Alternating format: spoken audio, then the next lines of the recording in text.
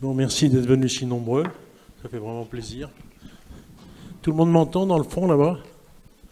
Bon, on va commencer par se présenter alors. D'abord, Madame Lu. Alors, Claudine Lu, je suis tombée dans l'herboristerie il y a fort longtemps. J'avais 4 ans à peu près, donc vous voyez que je suis une des directrices de Inderplant, c'est-à-dire l'école des plantes qui se trouve sur Montpellier. Et j'ai la chance aussi d'être directrice d'un laboratoire qui s'occupe que de plantes sous toutes ses formes. Voilà, Phytofrance. Et je suis pharmacien. J'ai oublié de le dire. Fernie Crouvisier, je m'occupe plus spécialement de la formation à l'Association pour le renouveau de l'herboristerie. C'est une association qui a été créée en 1982 par des botanistes et des chimistes qui trouvaient que l'enseignement, notamment en botanique, disparaissait progressivement. Et depuis, nous militons en fait pour que ce diplôme soit soit officiel.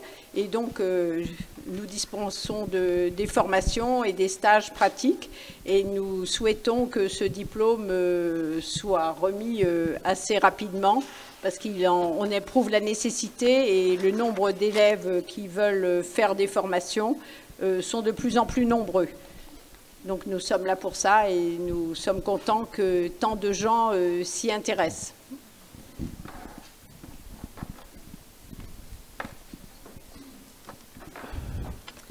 Alors, Marianne Barny, je suis enseignante à l'École des plantes de Paris et fondatrice de l'association Le Jardin de Perséphone, qui a pour objectif de collecter et retransmettre les savoirs et savoir-faire autour des plantes médicinales. Moi, c'est Patrice de Bonneval. Je suis le fondateur de l'École lyonnaise de plantes médicinales, créée début 1982, juste avant l'ARH, bien sûr. 3 mois avant. On en reparlera après.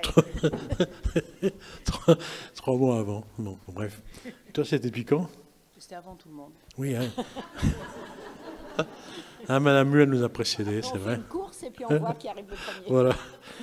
Et donc, voilà, cette école, elle existe depuis ce temps-là. J'ai eu une herboristerie.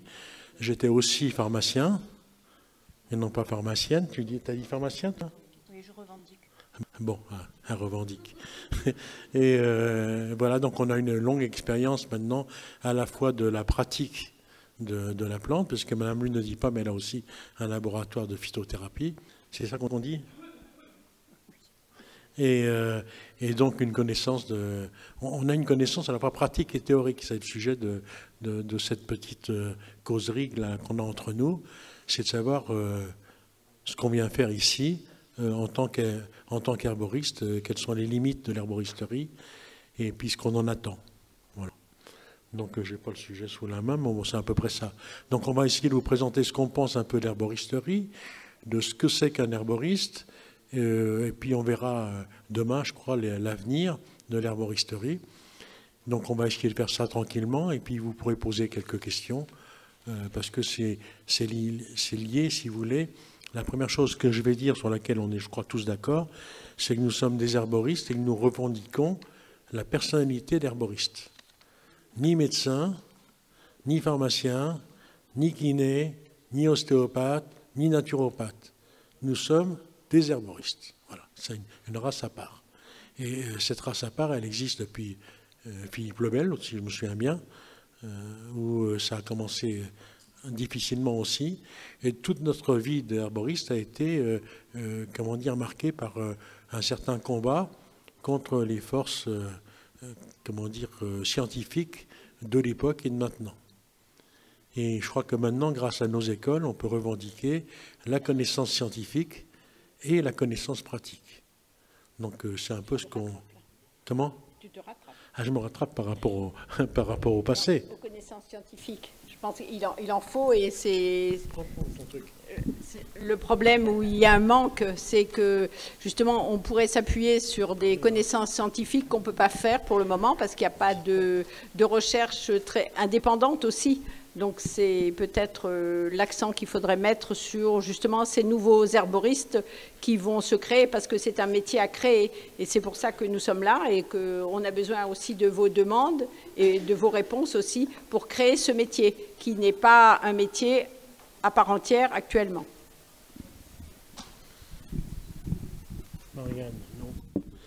Bon, je reprends le micro quand on m'a coupé la parole. C'est lamentable. Non, mais c'est vrai. Mais ceci dit, le métier n'existe pas officiellement. Mais réellement, quelqu'un qui a pratiqué comme nous 40 ans de métier, est-ce que ça vaut diplôme ou est-ce que ça vaut pas diplôme? La question qu'il faut se poser. C'est pas parce qu'on aura eu 3 ans d'enseignement qu'on sera herboriste dans l'âme. Et une des questions qu'on s'est posées, dont on reparlera, je pense, avec Claudie Lu, c'est que on est herboriste parce qu'on est l'homme ou la femme des plantes. On est dedans, quoi. Il ne faut pas non plus éviter ce sujet-là, quoi. Donc en effet, on est en train de créer, on le reverra après aussi, à travers la fédération, un programme commun qui nous justifiera d'être reconnus par les autorités, du moins nous l'espérons.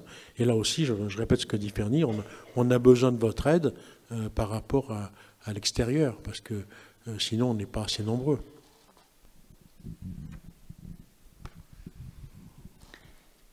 Alors une table ronde, c'est toujours un peu informel, et je voudrais reprendre le thème qui a été proposé sur le programme. Patrice vient de dire qu'un herboriste, c'est un homme ou une femme des plantes. Et ça, c'est très très important. Il faut aimer les plantes pour être herboriste. Parce que si c'est juste pour faire un tiroir caisse le soir, c'est pas la peine. On va pas loin. Et pour être herboriste, il faut connaître quand même quelques éléments de la santé et il faut connaître beaucoup les plantes. Donc dans nos enseignements, aussi bien dans une école que dans l'autre, on a l'air d'être un petit peu concurrents là, mais en fait, on œuvre pour la même chose. Dans toutes ces écoles, l'apprentissage de ce qui touche la santé me semble primordial. Alors, à quel niveau il faut amener nos élèves? Eh bien, il faut quand même qu'ils connaissent les différents systèmes et comment ces systèmes fonctionnent. Comment voulez-vous que quelqu'un aille au comptoir d'un herboriste ou dans un cabinet de consultation et parle de de son dysfonctionnement intestinal si la personne qui est en face, cette personne ne connaît pas le fonctionnement de ce système? Ça me paraît quand même essentiel. Donc ce ne sont pas des études dans lesquelles on va saupoudrer, n'est-ce pas, de l'anatomie, de la physiologie et de la pathologie. Il faut amener nos élèves à un minimum de connaissances qui correspond grosso modo au niveau infirmier sans en avoir la pratique. Voilà, ça me paraît important. Bien connaître les systèmes, leur fonctionnement. Ensuite, connaître la plante, mais ça me paraît être tellement évident que c'est même pas la peine d'en parler. Comment voulez-vous prescrire ou conseiller une plante si vous ne la connaissez pas? Alors, qu'est-ce que ça veut dire connaître une plante? Ça veut dire d'abord savoir la reconnaître sur le terrain, puis savoir comment on va l'accueillir, quand est-ce, comment on va la transformer, comment on va la prescrire. Pardon, le mot prescrire est à prescrire. Hein. Comment on va la conseiller. Et tout ça me paraît aussi être dans la nécessité d'avoir des études extrêmement solides et précises. Et je pense que sur cette détermination d'un programme commun que nous essayons de mettre ensemble avec toutes les écoles, je pense que le terme de précision et de valeur de l'enseignement me paraît essentiel.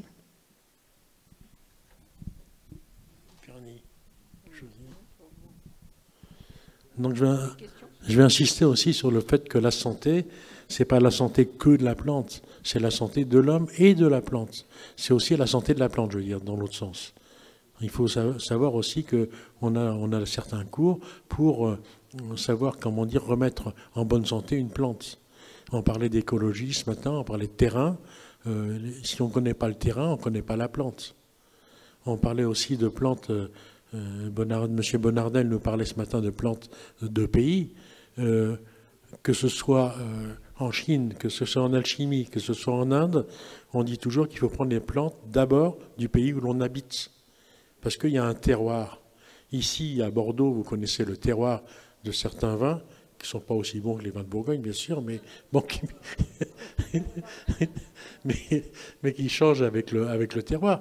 Nous, par exemple, quand vous prenez les plantes provençales, qui sont des plantes tout à fait extraordinaires, la même plante, le thym qui va pousser à Lille et le thym qui va pousser sur le terroir provençal, ça ne sera pas du tout la même plante. Ce sera les mêmes effets, les mêmes choses, pas la même action, mais pas la même énergie. Donc il y a cette question d'énergie qui est importante, qui correspond au terroir pour les vins. Donc qu'est-ce que j'ai marqué d'autre? Je voudrais rebondir sur le terme d'énergie. Je pense qu'effectivement, le terroir est très important, ça c'est sûr. Mais après, il y a tout ce qui va compter pour la plante pour arriver jusqu'à vous qui allez utiliser les plantes. C'est-à-dire que vous allez, où on va cueillir pour vous des plantes et comment va-t-on les transformer pour arriver à avoir des plantes extrêmement correctes sur un comptoir. Alors ça peut être bien sûr de l'herboristerie simple avec des plantes séchées, soit en unitaire, soit en complexe. Mais vous savez très bien aussi que vous pouvez avoir dans l'herboristerie des extraits de plantes. Alors soit des extraits à queue, soit des extraits hydroalcooliques, soit des extraits glycérinés. Et je pense qu'il y a une chose qui est extrêmement importante. On a parlé de la plante. Je vous ai dit que vous pouviez l'utiliser sèche. On peut l'utiliser transformée. Mais chaque fois que vous cueillez une plante dans un jardin, non seulement vous cueillez un ensemble de principes actifs, mais vous cueillez quelque chose qui est hydraté et pour lequel il y a une certaine quantité d'eau, cette eau étant bien sûr dans la sève, et cette sève étant constituée de minéraux, vitamines, etc., etc. Cette eau de la plante est extrêmement, extrêmement spécifique et extrêmement importante, parce que l'énergie de la plante est à l'heure actuelle, comme on le reconnaît, cette énergie de la plante se situe dans la structure de l'eau de cette plante. Et que vous preniez une plante qui soit un coquelicot ou qui soit de l'aubépine, eh bien l'eau de cette aubépine ou de ce coquelicot, ces deux eaux sont complètement différentes dans leur structure. Donc il n'y a pas que le principe actif, il y a aussi toute cette énergie de la plante qu'il faut absolument récupérer pour vous la restituer en tant que remède ou médicament, mais j'aime bien le mot remède, parce que le mot remède s'applique absolument à tout ce qui peut vous soigner sans passer par la pharmacie. Bon, on peut parler longtemps comme ça, mais on peut peut-être répondre à vos questions. Peut-être que ça serait un peu plus vivant et plus adapté. Donc ceux qui ont des questions à poser, n'hésitez pas, à condition qu'on puisse y répondre. Bon. On m'a posé une question tout à l'heure. Quelles sont les formes sur lesquelles on doit utiliser les plantes? Alors là, je pense que tous ceux qui sont passés par les écoles le savent. Il y a différents plans, il y a différentes formes. Moi, personnellement, je passerai la parole à mes amis tout à l'heure. Personnellement, je pense que la tisane est une des formes les plus actives que j'ai vues dans ma vie. Avec le recul de 40 ans de travail, chaque fois que j'ai vu les gens prendre des tisanes suffisamment longtemps et en respectant la manière de l'y prendre, on a des résultats vraiment très intéressants, correspond peut-être à ce que disait Claudie par rapport à l'eau, l'eau étant un support, une mémoire et un support énergétique. Donc n'hésitez pas, ne prenez pas les tisanes pour des choses de mémère, quoi. Oui, bonjour, merci beaucoup. Bonjour, monsieur, dame. Je voudrais juste rajouter peut-être quelque chose d'important parce que vous avez parlé de la connaissance des plantes. Je voudrais encore dire que Patrice de Bonneval a créé, il y a longtemps en arrière, la première école de plantes médicinales Hommes et Nature sans frontières en Suisse. Donc on l'avait créée dans le but de faire connaître les plantes médicinales et de faire un brevet fédéral. On a travaillé quand même pendant plusieurs années, en tout cas 7 ans, avec 4 années de cours et à peu près un week-end par mois de cours avec de nombreuses, plusieurs centaines d'heures de cours, comme vous le mentionniez, madame. Le problème qu'il y a quand même, il faut le dire, en tout cas chez nous en Suisse, c'est la politique. Parce que nous sommes arrivés après 4 années de cours où les élèves ont passé leurs examens, ils se sont heurtés aux problèmes politiques chez nous. Nous avons ce qu'on appelle chez vous des ministres, chez nous des conseillers d'État. On a 26 cantons. Sur 26 cantons en Suisse, il y en a 3 cantons qui s'occupent des plantes, qui permettent aux gens de s'installer et de diffuser l'enseignement des plantes médicinales. Le Valais est un précurseur, aime la plante médicinale, sauf qu'au dernier moment, quand il fallait donner des diplômes et qu'il fallait vraiment parler officiellement qu'on allait ouvrir ce qu'on appelle un diplôme officiel d'herboriste, eh bien, l'État s'est rétracté, a reculé, parce que tout à coup, ça prétéritait les autres enseignements, parce qu'il y avait les ostéopathes, les naturopathes, il y avait toutes sortes de fonctions de ce type-là, qui avaient aussi envie d'un diplôme, qui revendiquaient le diplôme, qui revendiquaient d'être, entre guillemets, des soigneurs. Et cela a fait que l'État du Valais a complètement refusé la dernière année de nous donner le diplôme officiel de l'herboristerie. Donc ça a été vraiment une grosse déception. On avait beaucoup travaillé pendant toutes ces années. On avait travaillé avec d'autres cantons, puisque chez nous, on doit utiliser aussi les langues. On avait travaillé avec le canton du Tessin italien, le romanche, les Suisses alémaniques. Donc on avait 4 langues, 4 enseignements identiques. Et finalement, on n'a pas réussi parce que politiquement, il s'est passé quelque chose. Et je dirais que le travail que vous faites est génial et magnifique. Et je ne saurais pas comment vous dire d'aller de l'avant, mais je dirais que vous aurez aussi le même problème, j'imagine, politiquement, pour vous faire admettre plus loin, parce qu'il y a un barrage entre ce qu'on appelle la science et la plante. Merci beaucoup. Merci André. Tu as pris quelque chose? Oui, ben écoute. Juste pour vous répondre, madame, je suis vraiment intéressée par rapport à ce que vous venez de dire, et je pense qu'effectivement, on est tous plus ou moins dans ce cas, et dans beaucoup de pays, n'est-ce pas? Bon, aujourd'hui, qu'est-ce qui se passe? Je peux dire que depuis que nous avons ouvert notre école à Montpellier, ça fait 40 ans et un peu plus maintenant, nous avons passé, grosso modo, entre les stages, etc., on a passé plus de 10 000 élèves. Et quand on regarde qu'est-ce que ces élèves ont fait de leurs connaissances et qu'est-ce que ces connaissances ont apporté dans leur vie, eh bien, moi, je suis satisfaite quand je regarde autour de moi, parce que même s'ils n'ont pas un diplôme officiel, nous avons quand même beaucoup d'élèves qui font des choses très intéressantes. Alors, évidemment, il faudrait parler, on va en reparler, notamment avec Patrice demain, il faudrait presque reparler de la définition de l'herboriste.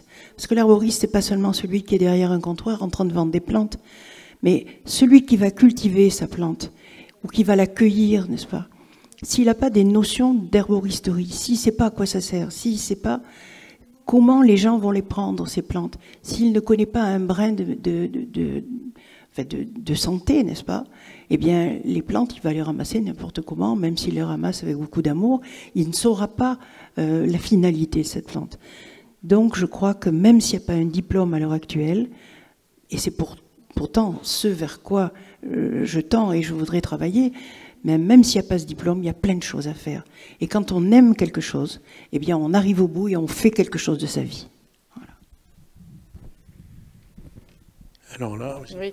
Non, mais ce serait bien aussi qu'aujourd'hui, on fait un état des lieux, et puis l'état des lieux, vous l'avez fait en Suisse aussi, où on pouvait penser que les choses allaient plus de l'avant, hein, puisqu'il y a quand même, vous êtes peut-être plus proche de la nature que beaucoup, enfin, dans les villes, on ne peut pas être proche de la nature.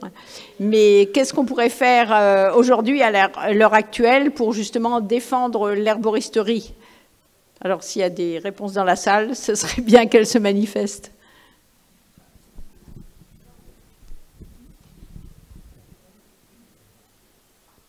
Bonjour, je suis médecin, mais pas distributeur de pilules. Donc, je soigne mon entourage avec les plantes, avec succès. Et je pense que c'est justement, il y a une demande de plus en plus grande. Hein, donc, je suis de l'Ariège, à cheval sur la Haute-Garonne. Il y a énormément de gens qui demandent des randonnées herborisantes. Le parc naturel régional aussi propose des sorties avec une pharmacienne, avec un monsieur aussi qui est très fort en plantes, et il y en a plusieurs. Il y a vraiment une très très grosse demande. Donc je crois que c'est là-dessus qu'il faut s'appuyer et faire le petit colibri. Hein. Chacun fait sa part dans son coin et ça fait boule de neige. La sève de bouleau, moi ça fait 10 ans que j'en parle. Maintenant, je suis débordée de demandes pour expliquer aux gens ce que c'est que la sève de bouleau, qu'est-ce qu'on peut faire avec. J'ai fait 3 cures à la Preste-les-Bains. J'ai distribué plus de 200 litres de sève de bouleau sur les 3 semaines, dont le médecin de la cure, qui m'a dit « je n'ai jamais été aussi bien que depuis que je prends de la sève de bouleau ». Donc voilà, moi je pense que c'est chacun dans son coin on va arriver à quelque chose. Enfin moi j'en suis convaincue. Vous êtes un médecin qui fait un bon boulot finalement, hein? Il n'y a pas de problème. Non, c'est très bien, toutes ces initiatives-là, toutes ces petites initiatives sont très importantes. Le but de ce congrès, c'est de faire une espèce de synthèse de tout ça, que tout le monde voit ce qu'on va devenir. On me demandait en effet tout à l'heure, qu'est-ce que deviennent nos élèves? Alors aussi bien toi que nous, on sait qu'en effet, quand quelqu'un, moi j'ai la réponse que je faisais aussi, quand quelqu'un aime quelque chose et qu'il veut l'obtenir, aucun obstacle ne peut l'arrêter. Alors le mieux pour nous, dans le congrès, c'est d'avoir un diplôme, puisqu'on se bat pour ça. Mais si on n'a pas le diplôme, ça n'empêche pas qu'il ne faut pas baisser les bras, et il faut se battre pour les plantes médicinales, pour se soigner avec les plantes médicinales, pour vivre dans ce milieu. Vous voyez, c'est important. Donc tout ça, petit à petit, peut-être qu'on va arriver, en fin de compte, à ce qu'on veut. Oui, une question là-bas. Oui, non, oui. Oui, bonjour. Moi, je suis agricultrice. Qui c'est qui parle? Ici. Ah, d'accord. Ah, oui. Bonjour. Oui, levez-vous au moins pour qu'on vous distingue, et puis après, c'est bon. Asseyez-vous. Ça y est, c'est fait, on vous a vu.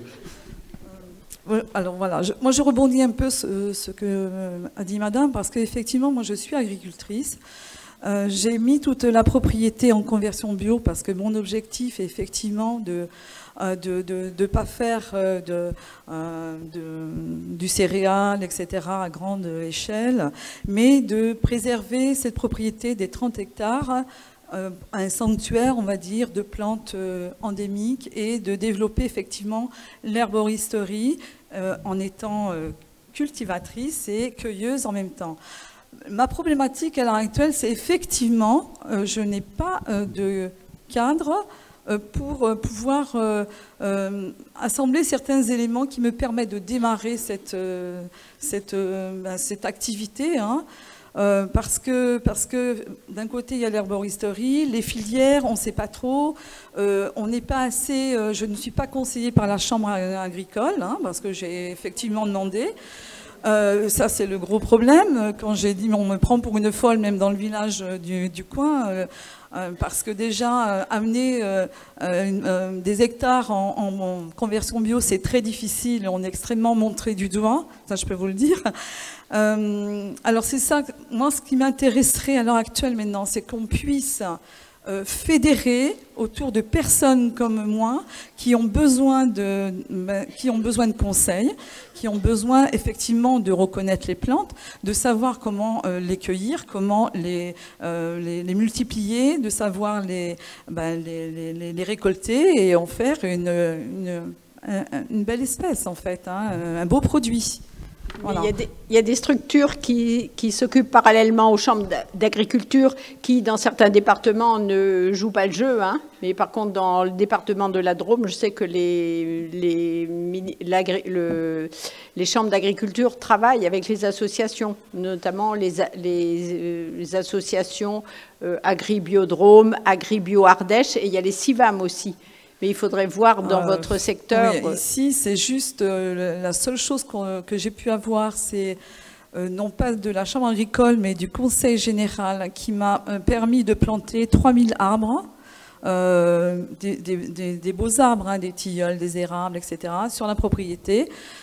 Ils m'ont fourni le matériel et à moi de les planter. C'est tout ce que j'ai pu avoir dans le coin, mais rien d'autre en fait. Hein. C'est très très difficile. Il n'y a rien qui puisse, à l'heure actuelle,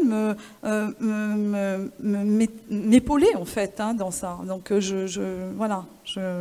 Les compétences, je ne les ai pas toutes seules. Hein. Moi, j'ai tout ce qu'il faut autour, mais je n'ai pas ces compétences-là. Et c'est là-dessus que je demande de l'aide. C'est qu'on puisse me dire, ben voilà, prépare comme ça ou fais comme ça, parce que là, tu vas voir, tu vas pouvoir aider à la demande, et puis voilà. Et puis surtout, voilà, reconnaître aussi ce qu'on doit, comment planter. Pour répondre à votre demande, nous avons créé un Inderplan cette année déjà, et donc on va renouveler.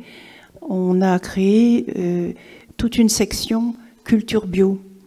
Et à partir de cette section, notre intention, c'est de rassembler quelques personnes qui, comme vous, veulent se lancer ou se sont lancées et ont besoin de conseils, soit pour trouver des plants, soit pour trouver des graines, soit aussi pour savoir quels sont les débouchés et comment faire. Alors moi, la seule chose que je peux vous dire pour l'instant, prenez contact avec Inderplan si vous voulez pour cette histoire de culture bio. Et pour les débouchés, si vous voulez, vous pouvez contacter le laboratoire que je dirige, Phytofrance, puisque en ce moment, nous passons des contrats avec les agriculteurs pour qu'ils nous livrent des plantes de qualité et sur un cahier des charges que nous avons défini. Voilà. Bon, ma question rejoint un peu la question précédente, c'est-à-dire quels seraient un peu les conseils ou les critères que vous pourriez donner... Rapprochez votre micro, s'il vous plaît. Quels seraient les conseils ou les critères que vous pourriez donner à quelqu'un qui veut en cultiver et d'autre part à quelqu'un qui veut en acheter? Quels critères pour lui seraient d'avoir de la qualité quand il achète une plante, que ce soit en extrait ou que ce soit une plante sèche? Eh ben, nous, pour répondre à ce que vient de dire Claudie, nous, on a à Aspect monté une école aussi, et on a dedans des gens, une personne au moins qui est spécialisée dans tout ce qui est culture, etc. Donc venez sur nos stands, laissez votre adresse, et que ce soit Claudie ou moi, ou toi si tu as une réponse, hein, ou toi, et répondre un peu, vous donner les adresses où vous adressez. Parce que là, on ne peut pas répondre à tout de suite, c'est un peu compliqué. Puis moi, la culture, c'est pas mon truc, moi. Quand j'entends le mot culture, je comprends pas. Enfin, déjà, pour acheter les plantes, il y a quand même quelques critères maintenant qui sont bien établis. Bon, je vous recommande d'acheter plutôt des plantes dont l'origine est bien connue, c'est-à-dire au moins la provenance, et puis est-ce qu'elles sont bio, est-ce qu'elles ne sont pas bio. Alors, évidemment qu'on pourrait beaucoup discuter sur le bio, mais enfin, c'est quand même une notion de qualité qu'il faut quand même demander et revendiquer quand on fabrique ou quand on vend. Après, il y a l'aspect de la plante. Vous vous rendez bien compte, quand vous regardez une tisane, si les plantes ont l'air fraîches ou pas, malgré qu'elles soient sèches, n'est-ce pas? Elles sont colorées, on voit bien que la coupe est franche, etc., etc. C'est pour ça que je suis très attachée à avoir une fenêtre transparente sur les sachets de tisane que nous vendons. Parce qu'au moins, le client voit ce qu'il achète. Voilà. Alors après, pour la culture, oui, on parle comme pour cette dame. C'est tout un programme. Oui, n'hésitez pas à aller sur les stands des écoles, on vous renseignera les uns et les autres, hein, si on peut. Oui, je voulais un petit peu témoigner, justement. Patrice disait, on ne sait pas ce que deviennent les élèves. Bon, voilà, par exemple, je suis une élève pure souche de Lyon.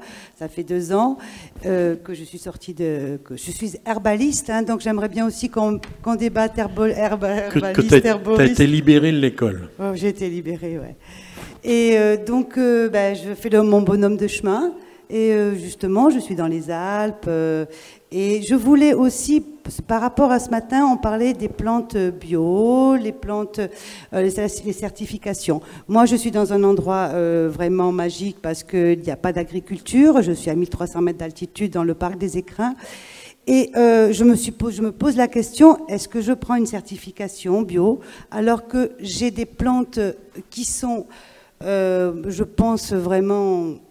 maximum en fait de ce qu'elles peuvent être là-bas et voilà, c'était aussi une question et j'aimerais bien que les professionnels, tous ceux qui sont là aussi, voilà, qu'on parle de cette charte et qu'on se réunisse, voilà, et qu'on réfléchisse aussi nous. Bon, vous êtes les écoles, mais j'aimerais bien, voilà, je sais pas, est-ce qu'il y aura un moment où on peut se réunir tous ensemble voilà, débattre. Enfin, on y est d'ailleurs, mais voilà, par rapport à cette charte dont vous aviez parlé l'année dernière, qu'est-ce qu'on en fait Là, vous avez soulevé un problème qui est très important et que nous rencontrons souvent avec nos élèves, bien sûr, mais avec des personnes qui se sont mis à cultiver des plantes ou à les cueillir. Évidemment, dans la région où vous êtes, il n'y a certainement pas beaucoup de pollution et il y a certainement des plantes qui sont certifiées en bio qui ont beaucoup plus de pollution que celles que vous pouvez cueillir. Et là, il y a un gros problème après financier. C'est-à-dire que moi, je connais plein de petits récoltants, alors des cueilleurs ou des cultivateurs, mais ce sont plutôt des cueilleurs, qui nous proposent des plantes qui sont belles, qui sont de qualité, et elles ne sont pas certifiées.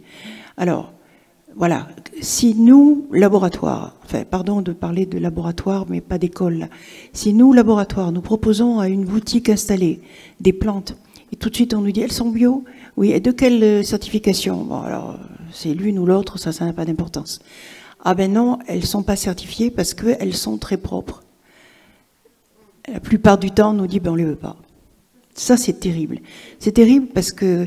Et alors ça m'amène à vous dire, quand vous achetez des plantes, non seulement vous regardez la plante, mais vous regardez le nom latin, évidemment. Vous regardez le numéro de lot et vous regardez, bien sûr, la date de péremption. Et surtout, regardez la provenance de la plante. Et que ce soit bien précis. Parce que si vous vendez, vous, madame, des plantes qui sont cueillies à 1300 d'altitude, je ne vois pas à part un pipi de vache, n'est-ce pas, ou de renard, je ne vois pas qu'est-ce qui viendra la polluer. Donc là, c'est vrai qu'on a un petit chemin à faire auprès des commerçants et auprès du client. Oui, donc ça, c'est un point de vue de laboratoire, c'est incontournable. Mais vous, si vous avez un petit magasin dans votre coin et que vous connaissez un récolteur, que vous connaissez des gens comme ça, il n'y a pas forcément besoin d'une affiliation bio. C'est-à-dire que moi, les gens, souvent dans l'herboristerie, me disent « Votre plante, elle est bio ?» Je dis « Non. » « Vous l'avez comment ?» « C'est une plante sauvage. » Et comment vous le savez? Parce que je connais le récolteur, je suis allé voir, je l'ai visité, je sais comment il travaille. Vous voyez, c'est important aussi de ne pas se mettre toujours derrière. Tant que vous êtes laboratoire, vous n'avez pas le choix. Vous êtes dans une pharmacie, vous n'avez pas le choix. Vous êtes obligé de passer par une loi, sinon on vous écrase. Mais vous, petit magasin de diététique, ou petit magasin, d'herboristerie, ou petit, prescripteur, vous n'avez pas forcément besoin de ça. C'est parce qu'une fois que ça arrive au grand public, s'il y a un danger, ça vous retombe sur le nez. Donc il faut éviter. On est actuellement dans une mode où tout est légiféré, compté, calculé, etc. Donc quand vous avez une position officielle, là je rejoins tout à fait mon ami Claudie, il ne faut pas plaisanter avec ça. Mais si c'est dans votre magasin, dans votre famille, etc., on s'en fout. On s'en fout complètement. C'est comme quand vous faites une teinture végétale. Si vous êtes dans un laboratoire, il faut appliquer vraiment très précisément les choses. Si vous êtes chez vous, la précision a moins d'importance. Vous voyez ? Donc il faut bien faire la part des choses. Et le rapport qu'on avait toujours depuis très longtemps avec nos petits producteurs ou nos petits cueilleurs, moi j'aimerais bien qu'on en garde une partie, quoi. Une autre question? Oui? T'es bien loin, toi, je sais pas qui c'est. Donc c'est pour apporter un peu des éléments de réponse pour l'agricultrice. Donc je me présente, moi je suis Alix Courriveau, je suis à France Agrimaire. France Agrimaire, c'est entre guillemets une branche du ministère de l'Agriculture qui est localisée en Provence et qui s'occupe de suivre un peu la production et les marchés pour toute la filière des plantes aromatiques à parfum et médicinales. Alors, notre organisme est un organisme économique, c'est-à-dire qu'il suit les marchés, la conjoncture pour les plantes aromatiques et médicinales, mais autant, surtout pour les gros producteurs en conventionnel et en bio.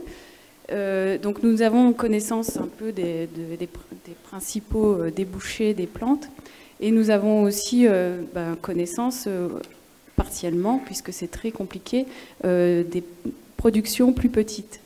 Voilà, donc je voulais souligner plusieurs choses. c'est que d'abord, effectivement, le monde, au niveau de l'appui technique, pour des producteurs qui veulent s'installer, c'est assez compliqué. Il y a des instituts techniques au niveau national. Je vais citer par exemple l'ITEPMAI, il y a le CRIEPAM, il y a le CIHEF, il y a le CEPARM. Bon, ça fait beaucoup d'initiales, mais chaque institut a un domaine particulier d'action. Pour l'un, ça va être l'appui pour créer des labels. L'autre, ça va être un appui pour l'agriculture biologique, pour les machines, le machinisme. D'autres plus vont travailler sur les variétés, les semences, etc. Donc c'est un monde assez vaste. Mais après, au niveau local, bon, je ne sais pas de quelle région vous étiez, mais nous avons une liste d'organismes techniques. Il y a surtout les instituts pour l'agriculture biologique qui peuvent avoir des références. Et puis sinon, bon, il y a certains réseaux qu'il faut connaître. Voilà. Voilà à peu près ce que je voulais dire. Si vous avez des questions par la suite, n'hésitez pas, je serai là demain aussi. Bon, une autre intervention, là. Vous n'êtes pas curieux, hein? Ah, voilà. C'est pour continuer aussi d'autres façons d'être herboriste. J'ai eu mon diplôme avec l'école des plantes il y a 28 ans. Et comme je ne pouvais pas faire à l'époque ouvrir une petite officine, parce que c'était encore plus dur, les conditions, je me suis mis à transmettre et à enseigner et à jouer le rôle de grand-mère, parce que les grand-mères, c'est fini, ils ne connaissent plus les plantes, même maintenant on est rendu aux arrière-grand-mères. Et donc voilà, j'organise des sessions, et puis autour de moi, dans ma ville, il y a des gens qui viennent, et puis dans d'autres lieux, et pour apprendre à être autonome, c'est-à-dire à connaître les plantes d'abord, ça j'y tiens beaucoup, et les gens aussi, puisqu'ils ne connaissent plus les plantes, et puis faire des préparations très simples, et voilà, et aussi des notions de santé, des notions de prévention, des notions, etc., de maladies, et voilà, c'est-à-dire, pour moi, je trouve que c'est beaucoup une grande piste, et de plus en plus de gens sont intéressés par ça. Voilà, c'est une façon aussi d'être herboriste. Ben oui, c'est bien toutes ces petites interventions chez les uns et chez les autres. Plus il y en aura, et plus on se fera connaître, hein. Il ne faut pas dévier et faire des choses interdites, mais plus vous aurez envie de transmettre, et mieux ça vaudra. Moi, je voudrais revenir, si vous le voulez bien, sur la question de l'enseignement. J'ai entendu, donc, vous parliez d'uniformiser les programmes dans l'optique d'une reconnaissance d'un diplôme d'herboriste. Je crois que je comprends l'intérêt de le faire, et en même temps, évidemment, je me dis que une des choses que je trouve intéressante dans le fait qu'il y ait une formation multiple, c'est aussi de garder des spécificités propres. C'est-à-dire que, par exemple, moi, je sais pourquoi j'ai choisi une formation qui est au Canada. Je sais pourquoi est-ce qu'il y a certaines formes d'herboristerie qui me parlent plus que d'autres, parce qu'il y a des conceptions parfois plus sensibles ou parfois plus scientifiques. Enfin, et du coup, je trouve ça vraiment intéressant qu'on ait tout ce panel parmi les enseignants. Et même si je vois l'intérêt, je me demande comment est-ce qu'on peut faire pour ne pas perdre toute cette sensibilité qui est aussi voilà, le résultat des personnalités des gens qui ont créé et qui ont choisi des axes particuliers. Oui, c'est très... Pardon. Non, vous parlez d'uniformiser, c'est pas du tout ce que nous voulons faire, hein. Justement, c'est ça. On veut faire un tronc commun, et ensuite chaque formation, école, tout ça, pourra continuer à faire ses spécificités, les améliorer, voilà. Donc c'est un tronc commun, hein. On est bien d'accord, hein. D'accord. Voilà, donc c'est ça, hein. Pour les choses qui nous paraissent essentielles, hein, comme la botanique, peut-être la chimie des plantes médicinales, voilà, il y a d'autres choses. On est en train justement d'élaborer ce tronc commun, et c'est pour ça que vos idées sont intéressantes et les bienvenues aussi, hein, parce qu'on voit comme c'est riche de dialoguer avec les gens, hein.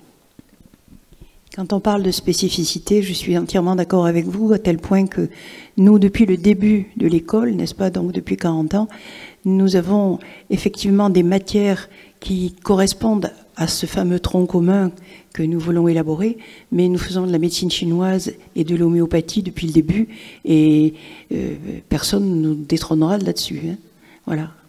Tellement bien même que la médecine chinoise, en 3e année chez nous, on l'étudie non pas par rapport à la pharmacopée chinoise, mais on fait l'application des bases de cette médecine aux plantes d'ici, puisque, comme dit Patrice, il faut se soigner avec les plantes du terroir. Et ça, je crois que c'est vraiment une spécificité.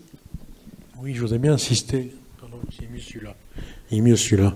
Je voudrais bien insister sur le fait qu'en effet, on prend les plantes du pays où l'on est, mais la médecine est universelle. C'est que ce soit une médecine chinoise, ayurvédique, africaine, sud-américaine, la médecine est universelle. Les instruments, c'est-à-dire les plantes, se prennent là où on habite. Mais le mode comment dire, d'appréhension du problème, il peut être de n'importe quel type de médecine. D'ailleurs, on aura l'occasion d'en reparler, on respecte tous les types de médecine, mais c'est la plante qui dépend du terroir. N'importe qui, pour reprendre notre histoire du Bordeaux, n'importe qui peut prescrire un verre de Bordeaux, mais un verre de Bordeaux qui est poussé... par exemple, vous savez qu'en Amérique, ils ont compris qu'on pouvait manger du foie gras et du vin rouge, c'était bon pour tout le monde. Donc ils ont transformé le vin rouge en poudre, et au moment de passer à table, ils versent la poudre de vin rouge dans l'eau. Ouais, c'est une prescription très intelligente, vous voyez, donc c'est leur mode de prescription. Donc il faut voir que chacun a sa méthode, chacun avance comme il veut, mais le produit lui-même ne doit pas être pollué, quoi. Il doit rester là où il est. Bon, je voudrais quand même être honnête par rapport à l'orateur qui nous a précédé, c'est-à-dire que cette dame parlait du desmodium, et Dieu sait si c'est une plante que j'utilise ou que je fais utiliser et qui est extraordinaire. Ça veut dire que, évidemment, à côté des plantes de notre terroir, de notre pissenlit, de notre achillée millefeuille, dont tu parleras, il y a des plantes qui nous sont venues d'ailleurs et qui sont extrêmement intéressantes. Regardez l'échinacée, regardez toutes ces plantes qui nous viennent de savoirs autres et d'ailleurs, et qu'il ne faut pas rejeter puisqu'elles sont complémentaires avec les nôtres, n'est-ce pas? C'est sûr. Oui, il y a beaucoup de plantes qui sont adaptées chez nous. Hein. Le marronnier d'Inde, comme son nom l'indique, il n'a pas poussé en France. Donc il y a des plantes qui sont finalement adaptées là dans le pays où on est. Toutes les épices, elles viennent d'un peu de partout aussi. On les a toutes apprivoisées. Donc à un moment, en effet, ça passe dans nos mains, quoi. Donc faut pas être sectaire dans tous les sens, quoi. D'autres questions? On a encore quelques minutes. Oui, j'ai une question. Je ne sais pas si vous allez pouvoir répondre ou si c'est... Voilà, on parle de variétés. Hein. Tout à l'heure, la personne qui venait de France Agrimaire a notamment parlé des variétés.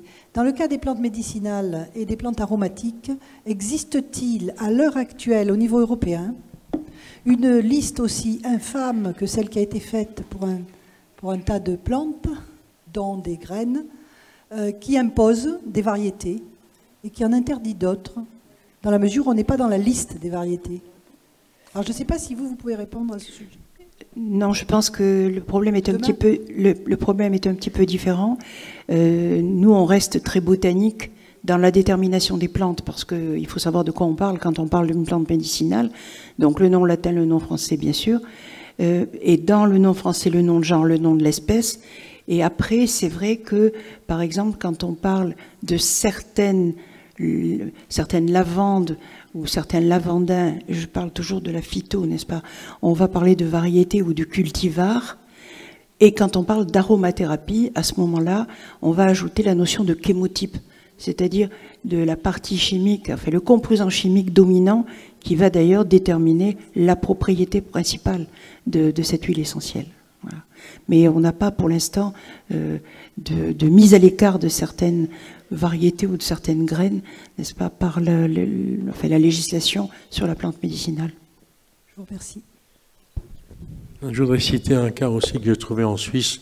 J'étais à Genève l'autre jour, j'ai trouvé un vieux livre d'herboristerie et une question qu'on se posait sur la sauge depuis très longtemps, la sauge officinale, qui est la seule reconnue en France. Eh bien, en Suisse, ils utilisent la sauge des prés depuis des centaines d'années. Donc elle a toujours été utilisée, elle a toujours été active, tu es d'accord avec moi. Et donc tout d'un coup, j'ai trouvé ça, je me suis dit, c'est merveilleux. Ça veut dire qu'en fait, tout ce que l'officine n'a pas reconnu tombe dans l'oubli. Donc c'est une espèce qui est très intéressante, la sauge officinale. La sauge des prés.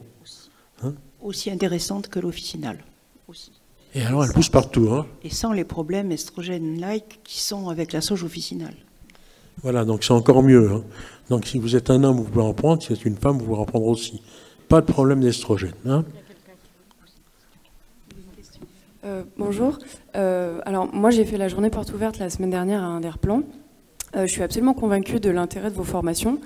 J'en doute pas une seconde. Je pense qu'ici on est 300 dans la salle à être intéressés par exactement les mêmes choses, qu'il y en a beaucoup qui ont des choses à m'apprendre. Pour le coup, moi j'ai envie d'apprendre énormément. J'ai une quête de savoir qui est un peu insatiable.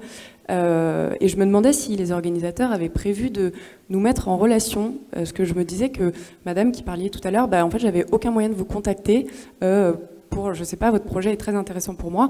Moi je suis une main d'œuvre gratuite et super volontaire, et je suis sûre que vous avez besoin de quelqu'un qui ramasse, voilà, est-ce que vous avez prévu de nous mettre en relation? Donc c'est une question non pas forcément à vous, mais plus au... Excusez-moi. Mais vous avez les stands des écoles et puis vous avez malheureusement pas beaucoup de stands de laboratoires.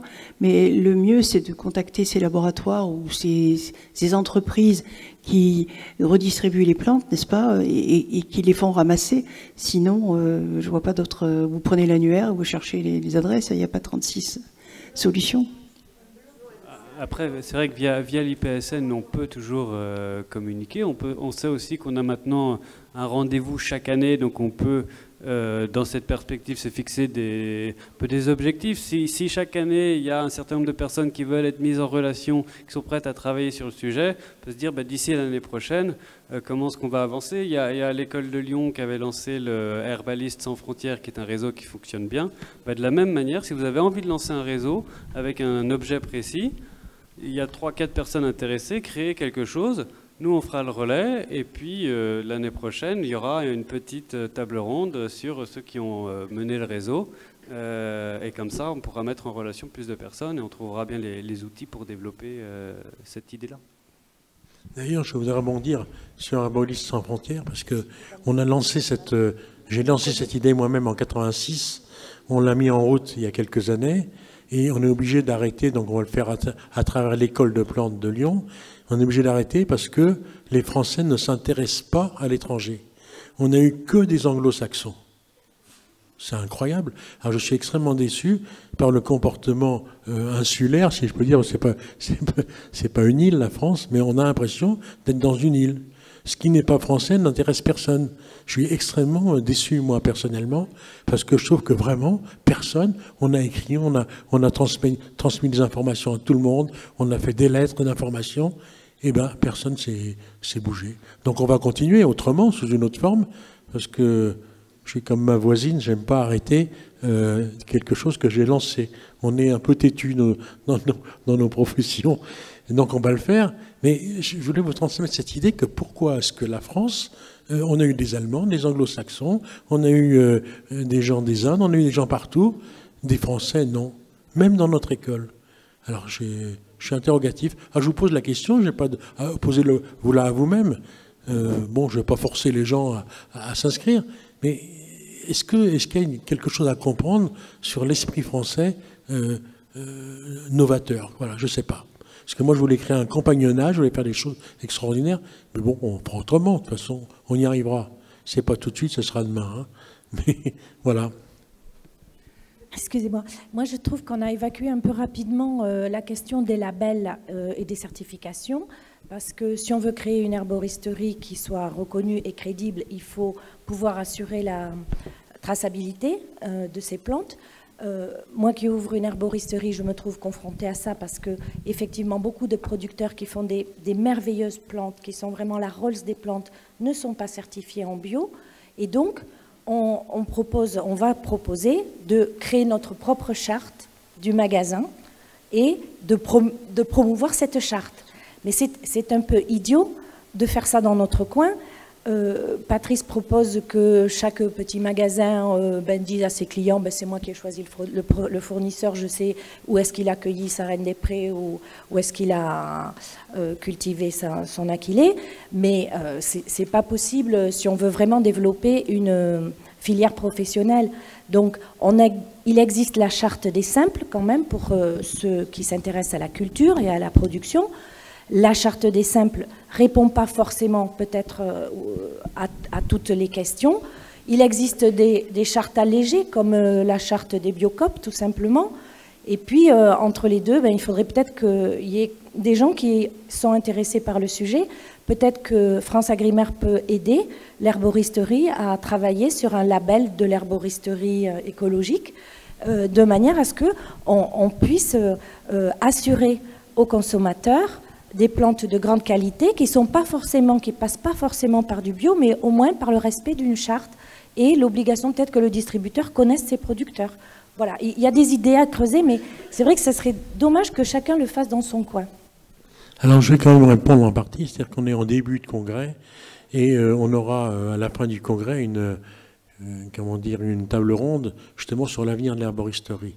La charte, elle est en route, hein, on est en train de le faire, donc ne t'inquiète pas, c'est une bonne idée que tu as et nous on va monter ce genre de choses-là. On est tout à fait d'accord.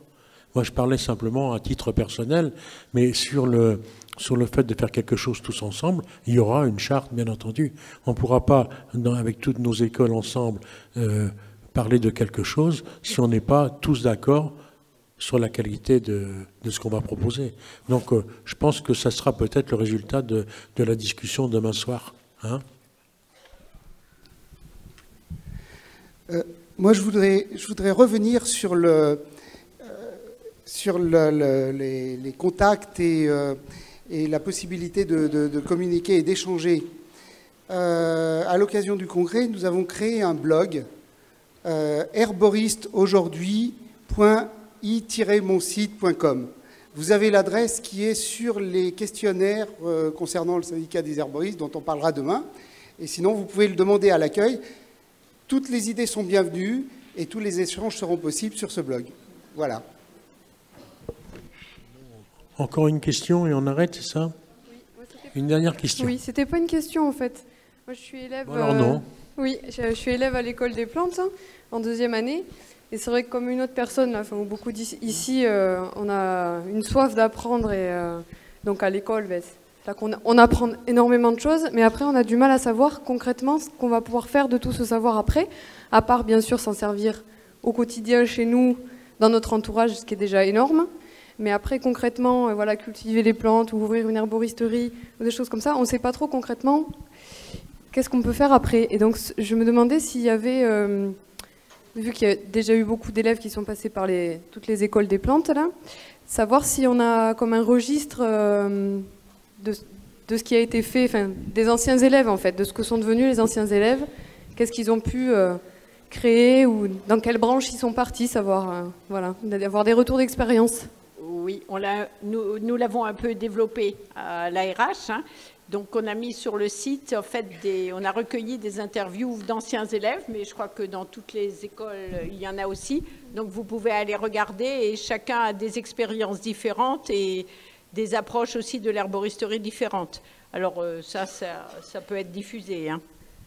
Oui, puis nous on est en train justement de faire un travail commun aussi pour savoir ce que les gens sont devenus, ce qu'ils en ont fait, etc. Donc c'est en route. Donc, le but de cette réunion aussi, c'est qu'on se mette au courant. Donc c'est des questions tout à fait normales que tu poses. On est en train de le faire. Ça serait super. Jusqu'ici, on ne pouvait pas jusqu'ici le faire parce que c'était pas possible. Donc on y arrive. Le fait maintenant qu'on puisse se réunir, faire une fédération, faire un syndicat, faire un truc, ça veut dire que quelque part, il y a quelque chose qui bouge et on pourra mieux répondre à vos questions. Ceci dit, je crois que... Est-ce qu'on a encore une question ou pas? Oui, bonjour, Denis Auffet, pharmacien dans l'Allier. Jusqu'à maintenant, on a abordé les questions des plantes, des hommes, etc. Est-ce que, au sein de vos cours, est-ce que vous abordez les produits de traitement à base de plantes pour traiter les arbres fruitiers, par exemple? Parce que je fais partie d'une association à Montluçon qui s'appelle les Amis des Arbres, où on a laissé tomber les produits phytosanitaires industriels depuis 4-5 ans. Et j'essaye modestement d'initier mes collègues amateurs d'arbres fruitiers à l'usage de préparations à base de plantes. Et donc là, je bricole un petit peu dans mon coin, et j'aimerais bien avoir un petit peu plus de notions et d'être un petit peu plus épaulé dans mon travail. Bon, alors justement, excusez-moi, je vous coupe parce qu'on va arrêter. Nous, à Lyon, on a une formation sur les soins des plantes. Je pense que à la RH aussi, et puis toi aussi. Donc en fait, on a tous, si vous prenez contact avec nos écoles, vous allez avoir des réponses. Parce on s'est tous penchés sur la question. Bon, je vous remercie. Là, je crois qu'on est obligé d'arrêter, parce que l'orateur suivant vient d'arriver et il va s'énerver. Voilà. C'est moi.